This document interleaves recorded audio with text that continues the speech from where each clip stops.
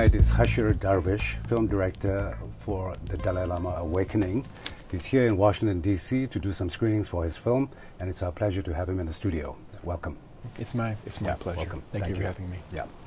Khashyar, tell us a little bit about your background and how you came to be drawn to doing a film involving the Dalai Lama. Yeah. I'm actually half Iranian or Persian. I see. And half Swedish German American. And we actually had no religion in our house whatsoever. And I was making a film about peace. And we asked ourselves, who most represents peace in the world? And the first person who came to mind was His Holiness the Dalai Lama. So we just contacted his office, and it took about 10 months. But then they agreed to an interview. Now, so it's highly unlikely that people inside Tibet will have a chance to see your film. So give us a brief synopsis of the film. Sure. Yeah. It's a story of these 40 innovative thinkers who traveled to India to Dharamsala and meet His Holiness and speak about how to solve the world's problems. And what they learned is that in order to change the world, you have to first change yourself. I see. Interesting. And Harrison Ford is the narrator. Is the narrator of the film. And these 40 people are from what kind of disciplines? A variety of different backgrounds. I see. They're authors. They appear on TV. They speak around the world. The thinkers came from the fields of science, education, business, government, arts. I see. Interesting. And there were some Tibetans involved. I see. You've said, I did a little bit of research, you've said that the Dalai Lama Awakening is the film that my heart and soul wanted to make. It is a film without compromise. How so? Well, as a filmmaker, you want to speak your truth in the most authentic way possible. And we actually went. This is a poetic. This is a poetic revision of a previous film, and but I felt like the previous film, it didn't really express the story in kind of a pure heartfelt way, in the way that it was meant to. So we went back to India, to Dharamsala, spent 3 months there, spent I filmed an additional 300 hours of footage. I see. And we created this film. I see. Interesting. I think it's important that a film speaks into the heart of an audience, and you know it when you travel with the film, as I did. I screened the previous film in over 400 times around the world. I see. And then now I've been on a U.S., Canada, and UK, Ireland tour of this film. I see. And you can see how the audience responds and how it impacts them. I see. And when you're making the film, when you're shooting, when you're framing the shots, when you're editing, do you have an audience in mind, a particular audience in mind?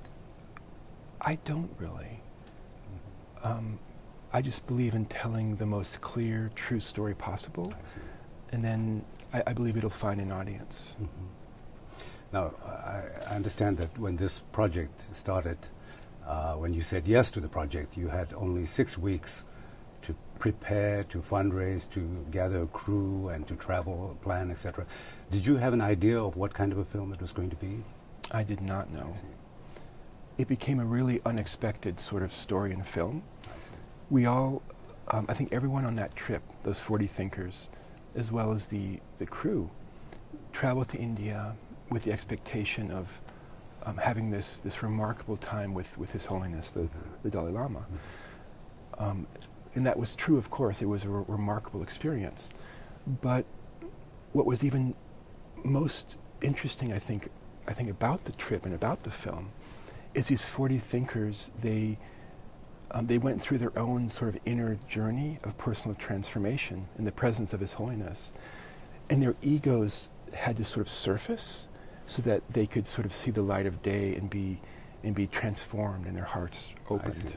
So this kind of self-reflection, transformation is happening during the meetings with the Dalai Lama, or were you seeing it over the days and weeks in Dharamsala during the course of a day? I think transformation and change always happens in a person's life, but on this trip, the characters. It's very difficult to travel to India, especially for a Westerner. You know, where Westerners are accustomed.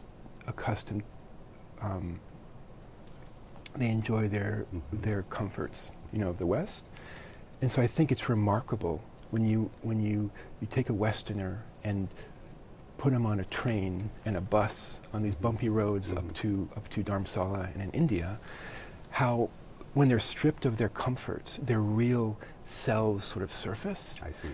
I think that's an opportunity for them to sort of really listen to what His Holiness has to say and be impacted by his presence, his example, and his message about compassion. So each of these individuals, these 40 thinkers, Renaissance thinkers, they had expectations of being able to make changes, solve problems in the world, etc. What were they looking for from the Dalai Lama in this process, do you think? I think they were looking for guidance.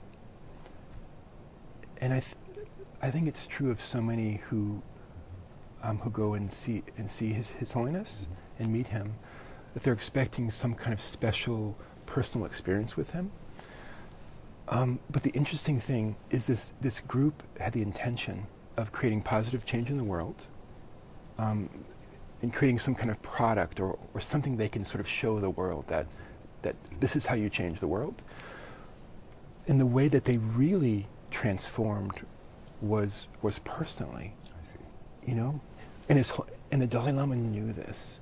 He understood that for these prominent thinkers, they were going to really have an impact through their books and lectures and travels around the world, that they had to look within and change themselves first. I see. And find sort of a higher purpose and more clarity in how they could really impact the world in a positive way. Interesting. Was there during the filming took how long? About 3 months. Or summer. The first filming trip was 3 weeks, and then I went back to India with an additional crew. I see. So during the filming process, was there like a turning point where all of a sudden the film was beginning to take shape, some narrative was kind of arising out of this probably quite a chaotic scene in Dharamsala? It's really interesting. That's very true.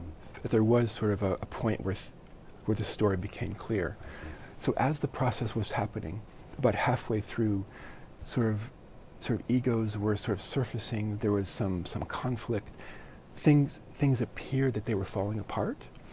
And then we had a production meeting with our crew, and a cameraman stood up and said, "There's chaos. What's the story here?" At that moment, I knew the story was not only this outward journey to India, but it was that sort of inner journey for each of the characters in the film. And it's a journey from the head to the heart, from ego-centeredness into open-heartedness. And I think that's a human journey, and that's everyone's journey. I see.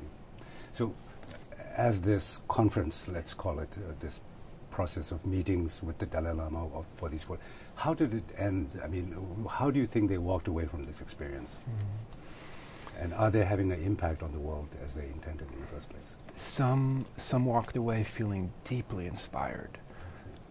Everyone was sort of moved by the Dalai Lama and their experience with him.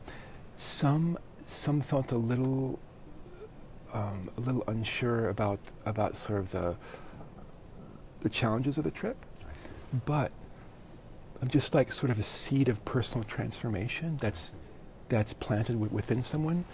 Once they left and went back to the West, to their homes, to their speaking engagements, to their work, I think everyone realized that something really essential and fundamental happened, and this experience that's captured in these films has impacted every one of these speakers. I And someone on the, and many from the trip had actually have commented that they felt like that these two films, these two new films featuring His Holiness, Dalai Lama Awakening and Compassionate Action, that they really are the means that are most impacting the world in a positive way. I see. So we've screened, the films are screening around the world, and at every screening, there's someone who comes up to me with tears in their eyes and says, "I was changed by this film."